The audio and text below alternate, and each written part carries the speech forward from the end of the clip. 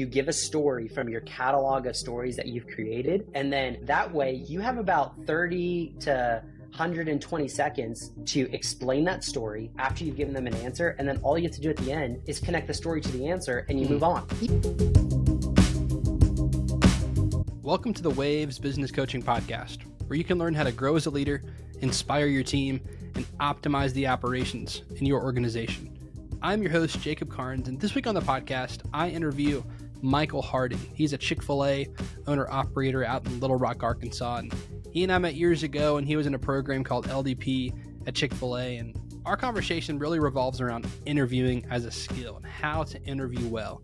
And either if you're going through an interview or about to, this is a great interview. If you are about to go through an interview or in the interview process, this is a great conversation for you to listen to and pick up some skills that Michel and I have to offer of how to be a good interviewer. If you are a business owner or leader who is interviewing others, again, some great conversation from that side of the table as well. I have a book coming out this summer called Master Your First Job, The Remarkable Path from First Day to First Promotion. More information coming on this soon, but this is really built for first-time employees and how they can get the most out of their first job. Stay tuned for more information on the book, but let's dive into my conversation with Michel Harding. Michel, thank you so much for being on the Waves Business Coaching Podcast. I would love if you could share a little bit about yourself and your story. Yeah, thanks for having me. I appreciate you taking the time today. I grew up as a military brat. I always like to process through that with everybody because I really feel like it unpacks a little bit of my story. But goodness, I think I counted it up one time. I lived in 5 different states, 8 different schools, K through 12, and really just did a lot of moving around growing up. I always love to process through the lens of everywhere from California, South Dakota, Illinois, and one of my favorite places I lived was Colorado Springs, which I don't know if you've ever been there, Jacob, but like Colorado Springs is luscious green mountainous areas. Left there, went into 6th grade in West Texas, which again, if you've ever been to West Texas, it is not luscious and green. It's flat.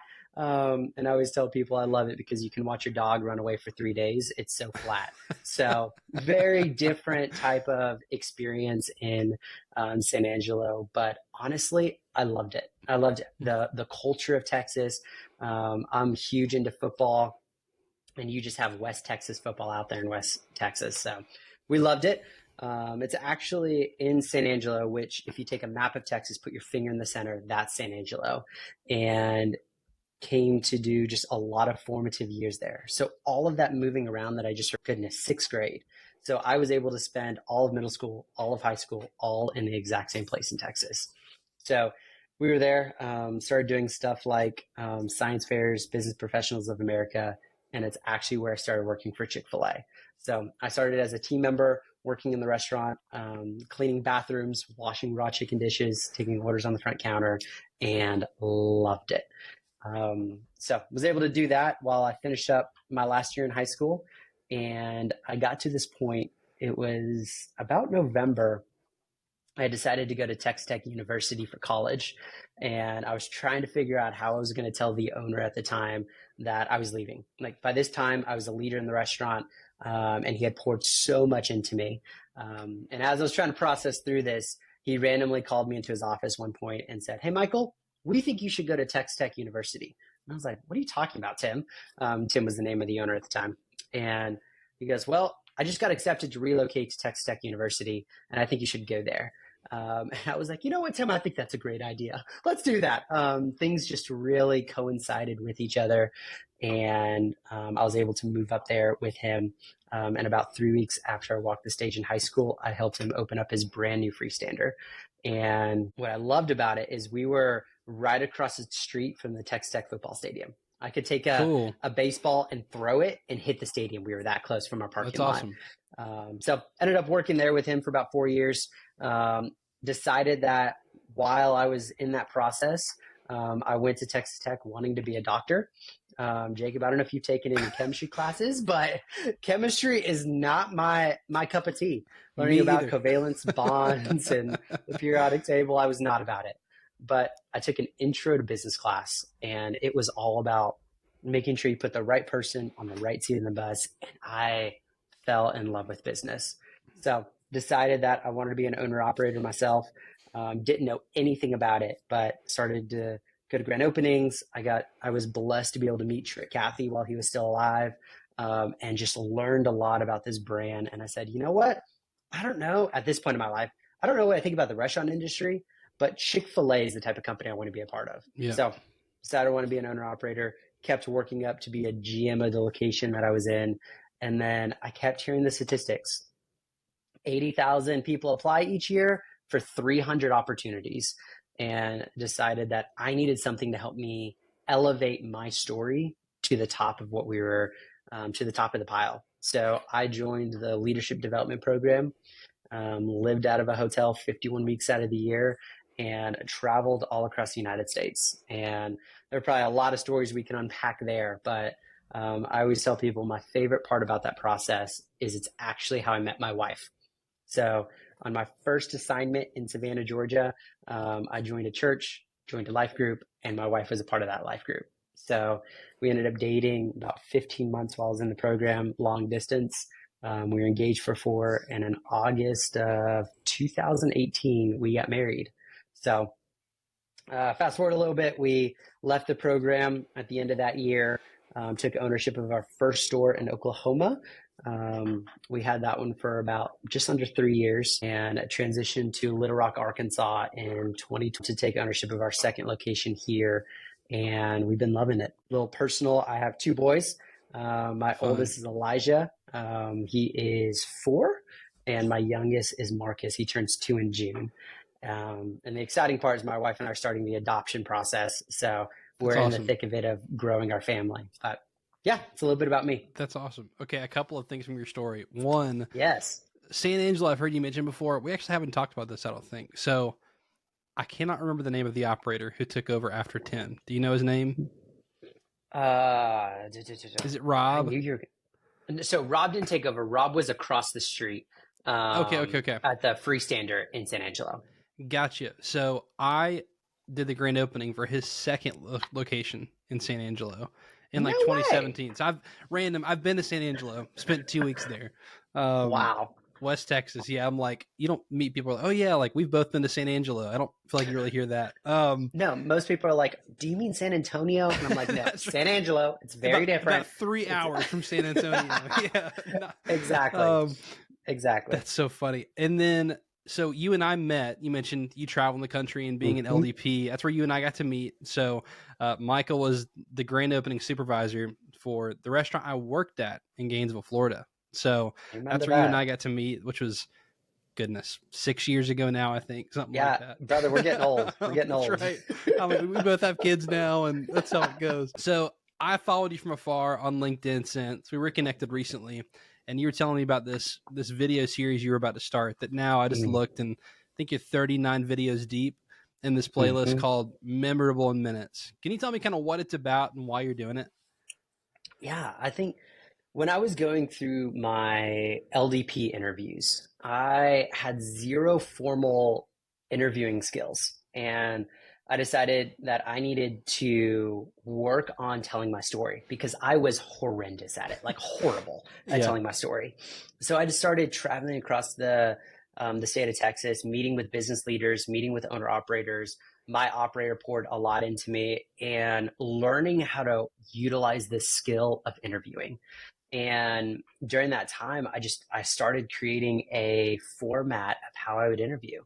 And then when I got into LDP, I kept having team member after team member after team member reach out to me and say, hey, I'm ready to go into LDP, but I just got told no, but I know everything in my restaurant. Why did I get told no? Yeah. And I just started to realize that the number one reason why people didn't get into LDP, in Michael's opinion, is that not that they didn't have stories, not that they didn't have the capacity, it's that they didn't know how to adequately communicate their story to the person that they're sitting across from. And what I started doing is I started working one-on-one with people over the past 8 years and teaching them how to interview effectively. And I got to this point where that person who is, I always think about like my target demographic is that 19 to 30-year-old that has maybe had a job before, but is trying to get to that next level. And whether Yeah. that is a promotion or trying to get to a new company, everything you have to go through is an interview. And I want to teach people a simplistic way to go through the interview process and to do that effectively. So in order to reach more people, we started this video series, and honestly, it's been phenomenal. It's been really fun to kind of orchestrate some of these videos, but that's how we created it, to really just help that next generation of leaders accomplish that goal that they have. And they're also short, which I love. As far as like, hey, bite size, you can kind of watch a few and then take a break if you want. Mm-hmm. And I'll link that playlist actually down below in the episode description here Love if you it. want to check that out from Michael. But it brings up something I talk about with StoryBrand a lot. And if you've listened to this show before, you've heard me talk about StoryBrand. And I think interviewing is a lot like marketing, in that people don't buy the best products. People buy the products that are communicated the clearest. If I'm deciding between two things, and one is really clear about the problem that it solves for me, and one is showing me pictures, and I'm like, well, I know what product A does. I'm going to buy that one. And interviewing's the same way. It's, the bottom line is, as much as I'd love to, I can't go and watch Michael in the restaurant for 2.5 years and then be like, yes, he's a good fit for this. I get an hour-long interview to make a judgment call to the best of my ability to say, are you a good fit or not? And Exactly. it's an art of communication, like you said. So you do a lot of job interviews, and you've encountered people who've even tried to get into LDP at Chick-fil-A or other roles and haven't gotten it. What are some of those common mistakes you see these people making in the interview process? I think without a shadow of a doubt, the number one mistake that I hear people go through is the very first question that you're going to be asked at every single interview, which is, tell me about yourself.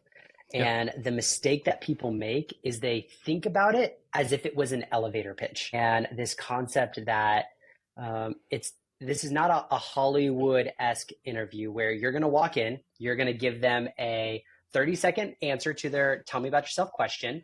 And then they're going to say, okay, interview's over. You don't qualify for the job. And they get back on the elevator and they have to leave. Yeah. That's not how interviews work. Yeah. So what I've found so many people will do is they will sit here and start unpacking their leadership and why they're perfect for this role and their strengths and their weaknesses. And I'm sitting here like, they just asked you to tell them about who you are. Like talk about personal things, talk about passions, talk about just who you are as an individual. This isn't an elevator pitch. And really just teaching people that the only reason why they ask you that question is because it's a great icebreaker. That it would be so weird to walk in and say, all right, Jacob, thanks for meeting with us today. What's your definition of leadership? Like, that's so awkward versus saying, hey, Jacob, why don't we just start off and you tell me a little bit about yourself? You can knock that question out of the park and then you go into the interview. It's just an icebreaker. So that's been one of the biggest mistakes that I teach people is don't sit here and teach and think about it like an elevator pitch. Answer the question that was asked, which is tell me about yourself. So if you like to hike and kayak, talk about that. Talk about it. And honestly, what it could do is, and in my experience, this has happened, when you talk about something that you like doing, the odds of someone in the room finding some sort of connection and being like, oh, I mean, when we get on this call, I pointed out your Falcons helmet you've got behind you. And we talk about the Falcons for 5 minutes. And I've seen that happen in interviews where I'll talk about how I'm a big fan of specialty coffee. And it's like, oh, like what kind of coffee do you like? And I'm like, well, it's funny, I actually buy stuff from Onyx Coffee Lab, which is in Arkansas where you are. In Arkansas. That's right. And people like to find a connection and be like, oh, wow. And then you get more comfortable in the interview chair. Jacob, I love that you said that because on my final interview for LDP, I gave them the exact same story that I gave your listeners today. I'm a military brat and I lived in Colorado Springs. And those that are in the Air Force will know that the Air Force Academy is in Colorado Springs. So the interviewer who was talking to me had a son that was at the Air Force Academy while we were talking. We were able to have this connection and we talked about, I'm not kidding, it was a 30-minute interview and we talked for 10 minutes about the Air Force Academy.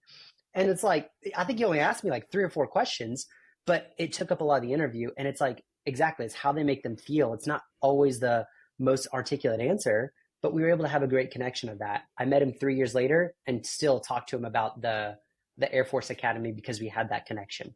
So That's what I would continue to challenge. Like, that's a good thing if they get distracted Absolutely. talking about the Air Force Academy. My So, friend Ellie Overholt, she's been on this podcast. She does a resume workshop, and I worked with her a couple years ago on mine. And something she said to put on the bottom of the resume is just like interests. And I'm like, feels like a waste of space. Resume is one page. I don't know. And I'm like, what's on yours? And she had on there like golden doodle enthusiast and like all this random stuff. And I'm like, what? mhm. And she gave an example of someone she worked with who was just random. She was like, I'm a huge Bill Murray fan. And she's like, Mm. okay, put it on your resume. And the girl called her after a job interview and was like, it was an hour-long interview. We talked about Bill Murray for 40 minutes. And Ellie said, Hey, you're going to man. get the job. Like, you're going to get the job. That's it.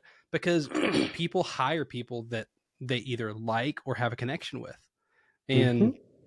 I love that. I love that that was your answer to that, because I'm a big proponent of talk about personal stuff and share about you, because Mhm. it's going to relax you as an interviewee. And hopefully you give the opportunity to the interviewer to make a connection and Exactly. get to know about you. That's awesome. In your experience, kind of transitioning to this, what role does confidence play in a successful interview? And how can, if I'm interviewing for a role, how could I boost my confidence? I feel like confidence is 100% vital because a lot of the roles, especially when you're talking about high level leadership roles, is you don't have to be the smartest person in the room to be successful. You don't have Right. to sit here and know all the answers with what's going on. But part of confidence is other people have to be confident in you. And if you're not confident Yep. in yourself, it's not going to work. So what I teach people is interviewing is like a muscle. You might be able to, I don't No. think I could run 26.2 miles. I don't Nope. think I could I'm do it. out. Nope. And but if you and I go and run every single day for a year, we would be able to run that marathon. That's right. And interviewing is the exact same concept of working out. You have to work on the muscle of interviewing and how to answer questions effectively, how That's right. to answer a question that you've never been asked before or you've never even thought about before. I was asked a question that I never even thought about before, and I fumbled it horrendously. But because I had a baseline of interviewing skills, Yeah. I was able to recover halfway through it. And instead of it being a red in terms of answer, it ended up being like a yellow minus. So like I was able to recover from it because I had the muscle of interviewing effectively. So that would be my biggest thing is like confidence is vital and you build confidence through practice. So you mentioned this. I mean, how do you handle like a super unexpected question in an interview, or a really difficult question that maybe you didn't prepare for ahead of time? So I think it's so interesting. Well, I have this 3-step process that I bring people through with how to interview. I kept getting this information of follow the STAR method or journal all of your answers, and it just never quite felt authentic when you're having a conversation to follow all these different methods that you have. Yeah. So I created this 3-step process to make sure that no matter what interview question I was asked, I could answer it effectively. And it's 3 steps. It's really easy. And I'm going to tell you this and you're going to be like, Michael, that's obvious, but it just really brought things down in my brain. So number 1, I answer the question and I call it the bluff method. It's bottom line up front. So by no means am I saying lie. That's not what I mean. It's just a great acronym that I learned from my dad. So bottom line up front, answer the question in less than 10 words. Give a story is step number 2. And number 3 is find a way to connect the story to the answer. So then when you're in an interview question, you're not sitting here and trying to formulate this perfect answer that gels well and has an introduction and 3 body points and a conclusion. All you say is you ask me a question. I sit here and think all I have to think about first off is my answer. And Yeah. I just say, my answer is this. That's my honest thoughts. You give a story from your catalog of stories that you've created.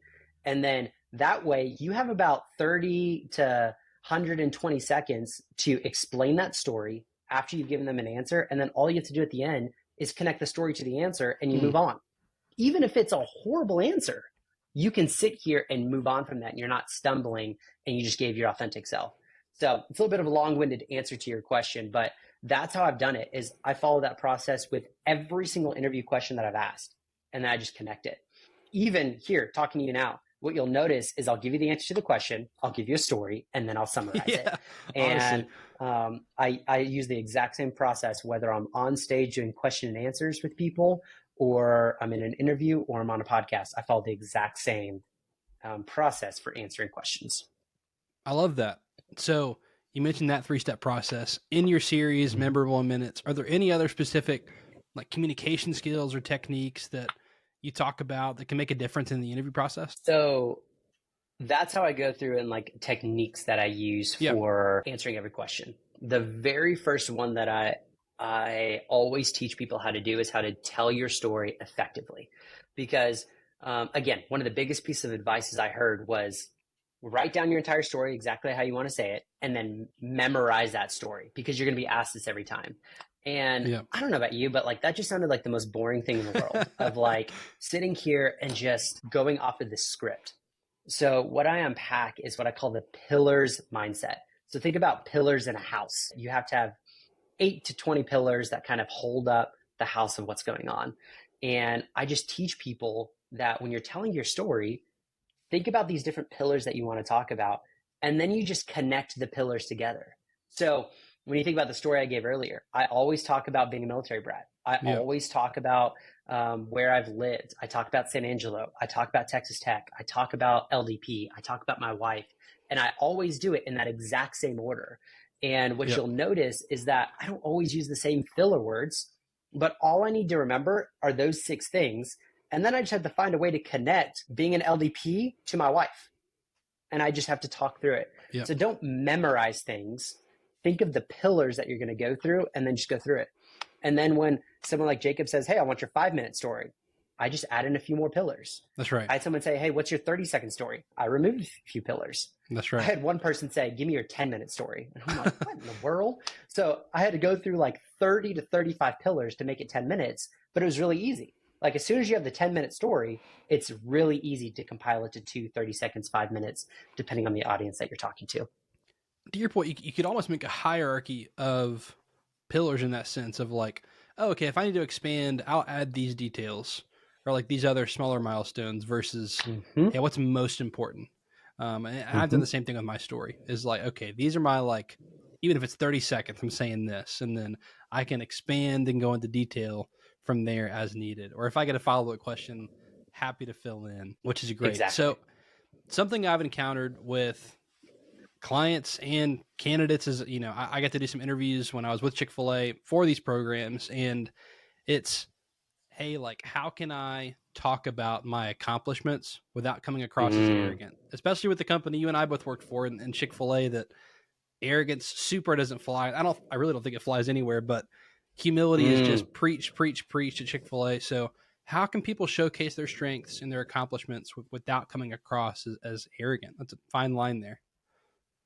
So good. I got this advice from a huge mentor within Chick-fil-A. He's since retired from Chick-fil-A, but his name's Andre Kennebrew. And he used to do a lot of interviews for individuals, and he used to always tell me to deliver from 2 stories. And the reason why I bring this up is the concept is where were you? What did you do? And what was the result? The from to story. And I tell people this because I want you to get specific. We were really good with catering. I went in and went to go talk to a hospital. Catering grew 400% as a result. That's a from to story. And get very specific about you went to go talk to Sally, who is the executive assistant to the president, and then you got this connection. You get very specific about those wins, about what's going on. So you're following this from to story. Now, the reason why I give you that example is you do the exact same thing with negative experiences. Hey, tell Yeah. me about a time you messed up. Well, I did this catering order. I drove to the wrong place and the guest was frustrated at me, and I had to do X, Y, and Z in order to Yeah. overcome it, bring these systems into play to do these things. And I tell both sides of it is when people start thinking that you're arrogant or not humble, it's because all you do is talk about the amazing things that you've done, which you need to communicate. But the humility side of things comes into play of being willing to say that you messed up, being willing to say that you're not good at these things. And it's a balancing act. And when you approach things with those ways, like things get better. Because again, I don't like generic advice. People will say, to use words like we instead of I. And I just think it's too generic. And sometimes I did this and this was Yep. the result. That's That's right. the honest story. Yep. And I teach people to be authentic and transparent and don't just worry about buzzwords. But if you bring in the honest and the transparent about where you messed up, that will, in my opinion, eliminate the arrogant mindset. I love that.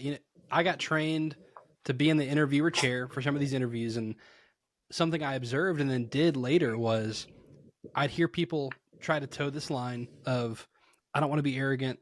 And they start saying we a lot. Well, we worked on this, we worked on this. And I'd pause and I'd say, hey, Michael, I understand that it's a team effort in the restaurant. I really do. But I really need to know what you did.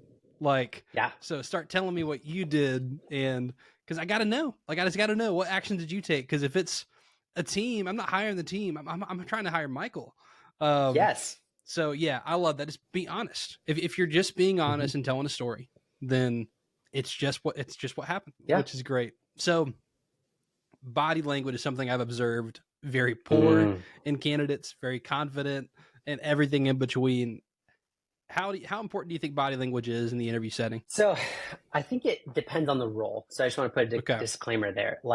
If you are going to talk about being on stage at our yearly conference with Chick-fil-A, you need to have some great body language. That's right. But if you're sitting in front of a computer, data entry all day, it might not be as beneficial. Yeah. But we'll talk about at a generic realm.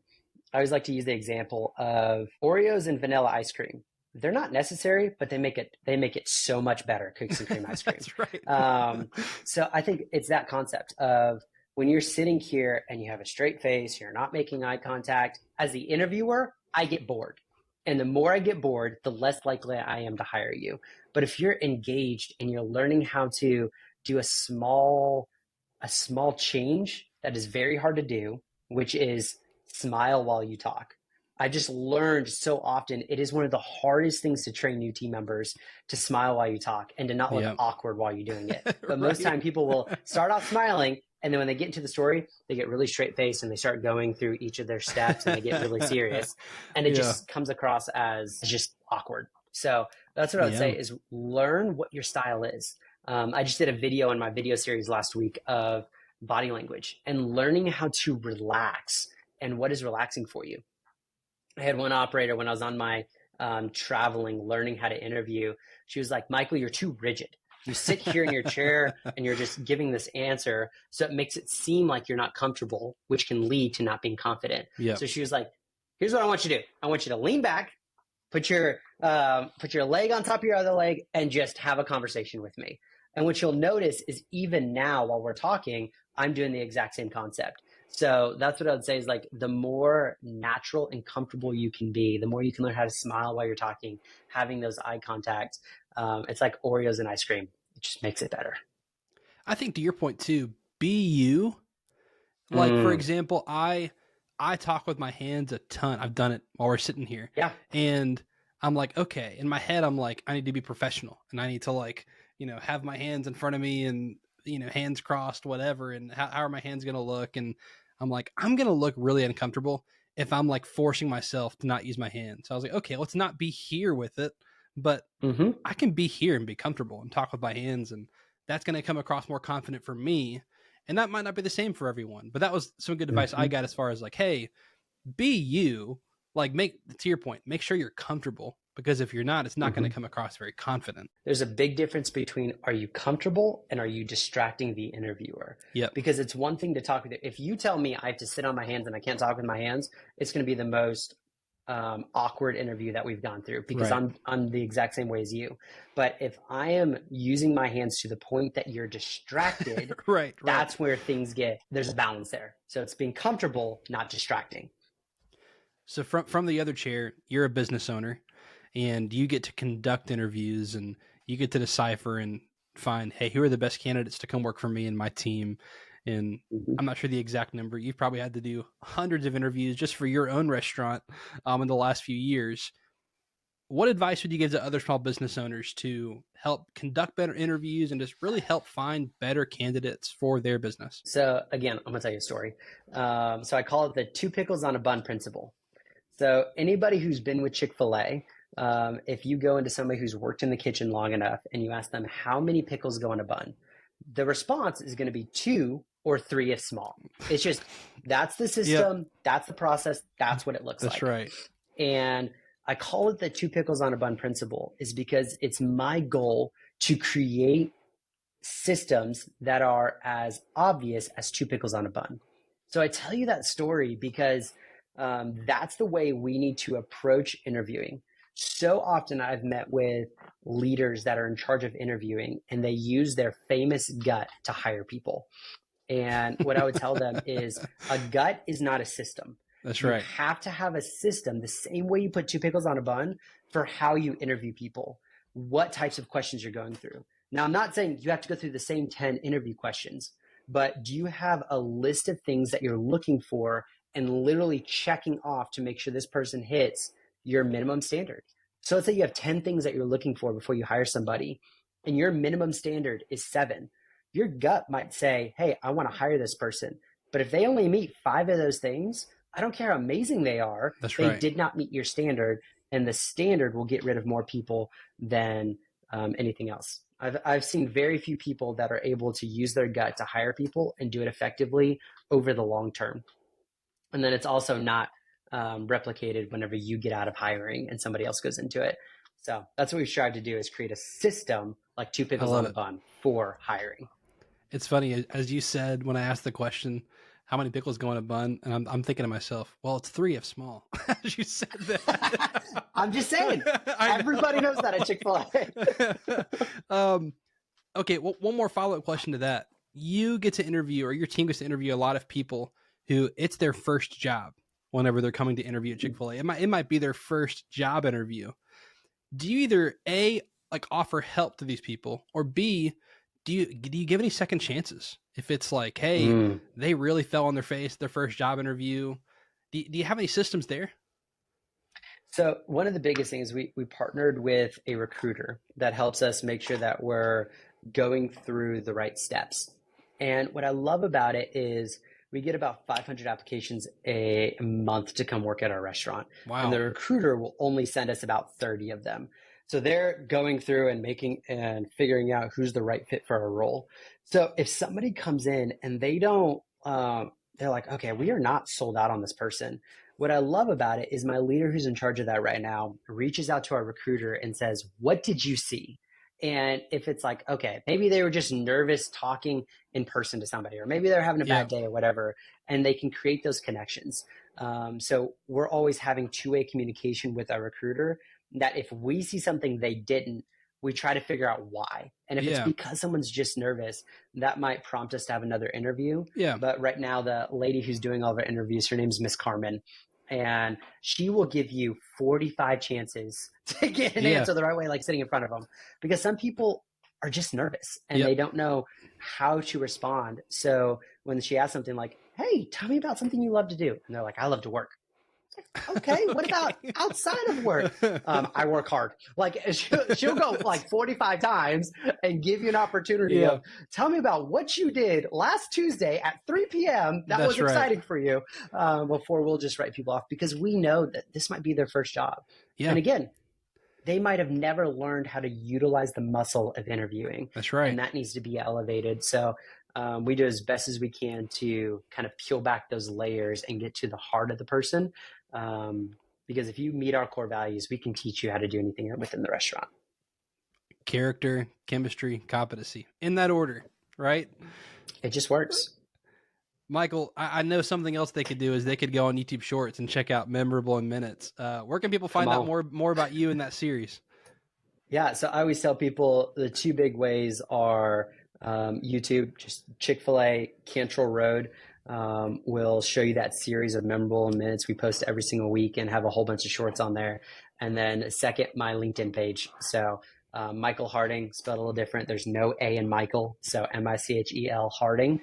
And I post content on there about really with that intent of, I want to pour into the next generation of leaders. Yep. I know a lot of people have poured into me, and not everybody that wants to achieve great things has people pouring into them. So we have a whole bunch of free content out there on my LinkedIn and on my YouTube to help pour into the next generation of leaders.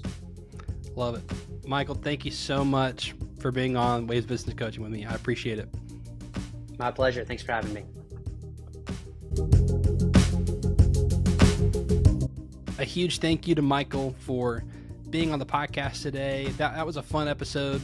Really unique, talking about interviewing as a skill and how important it is to practice and communicate well in that setting. For more free tools and resources of how you can bring the best out of your team, be sure to go to wavesbusinesscoaching.com, which is linked in the episode description. If you want to check out Michael and his series Memorable Minutes or connect with him on LinkedIn, that's also linked down below in the episode description. And he's great. And that Memorable Minute series it's a bunch of shorts, so it's 30-second videos, and they're great for you or for someone you know going through an interview process. Again, I've got a book coming out this summer called Master Your First Job: The Remarkable Path from First Day to First Promotion.